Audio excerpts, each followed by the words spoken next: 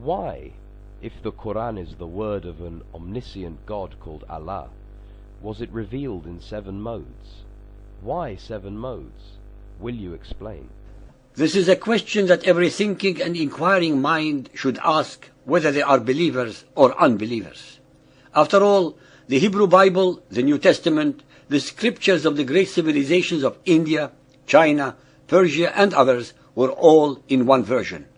Why did Allah, if He were the same as the God of Israel and Jesus, need to reveal the Qur'an in not 2, 3 or 4 modes, but 7?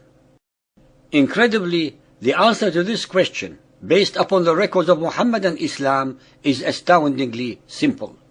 To start with, the pagan Arabs were mostly illiterate and very rarely had the facilities or the wherewithal to put down in writing the verses of the Qur'an.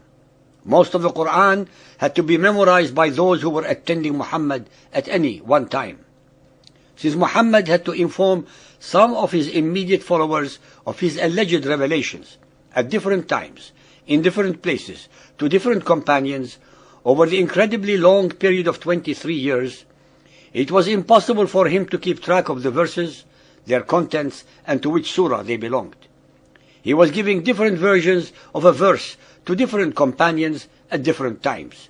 This caused, of course, dissent, consternation, infighting, and bewilderment among his followers. When these companions exchanged recitations, each believing that he had the correct and obviously the only true version, they started fighting and accusing each other of error or fraud. They of course had no other recourse but to ask Muhammad for the true version. When Muhammad heard the 2 or more versions, he told them that all are correct. Muhammad escaped this dilemma by informing his gullible and ignorant followers that the Qur'an was revealed in 7 different ways, modes, versions or dialects. Thus, at a stroke, the sincere and truthful apostle of Allah covered all his lies and deception with this very simple but convenient answer. Why 7 modes? Because 7 is a holy number in the Bible, and hence Muhammad used it incessantly in the Qur'an and Hadith. Allah, who gave the Torah to Moses in only one form, had to give the glorious and inimitable Qur'an in 7 different ways. Our listeners should be reminded that many of the memorizers of the Qur'an perished in the earliest battles of Muhammad and Islam, before the Qur'an was finally collated and collected in book form. Hence, even according to the Hadiths, innumerable verses were lost in that way as well as in other ways, as detailed in our compilation of the Qur'an, chapter 36. Sahih Muslim Hadith 1787, narrated by Ubay ibn Ka'b. I was in the mosque when a man entered and prayed and recited the Qur'an in a style to which I objected. Then another man entered the mosque and recited in a style different from that of his companion.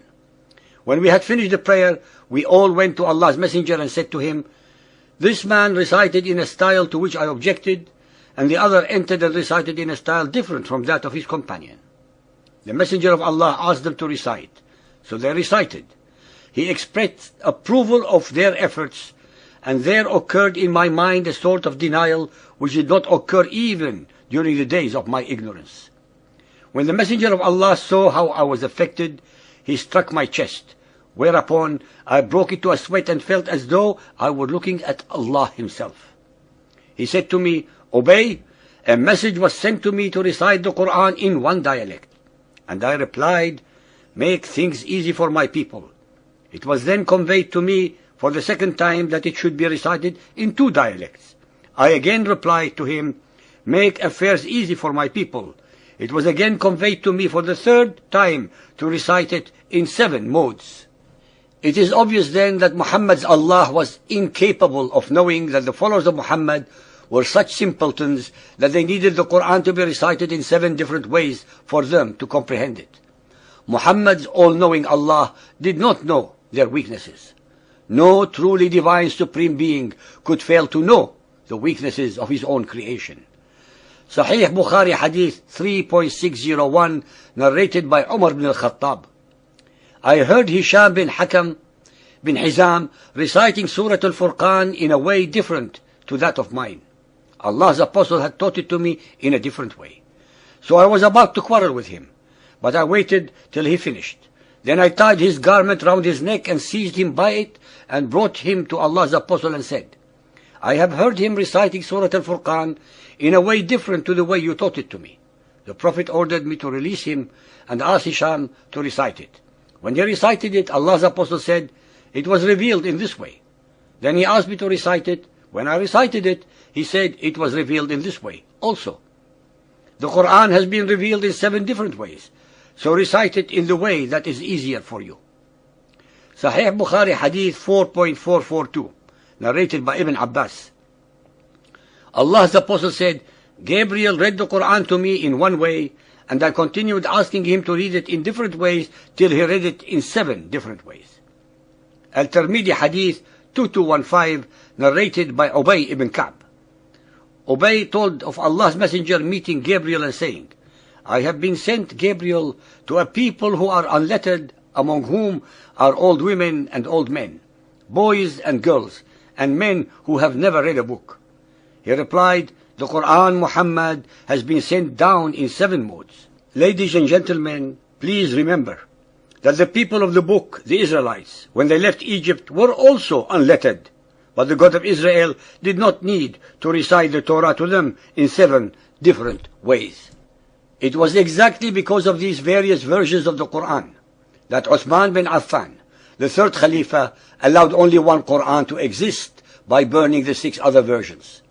Since Muhammad accepted and allowed the 7 variations of the Qur'an as agreed upon with Allah through Gabriel, no mortal should have had the right to burn any of them, as each one was supposedly divine. This unilateral act of his caused a rebellion and dissension among the Arabs that ended with his murder. This sacrilegious act nullifies the unfounded and totally spurious claims of the followers of Muhammad that the Qur'an was never changed or tampered with, in defiance of the reports in most of the books written by the earlier Muhammadan exegetes that show otherwise.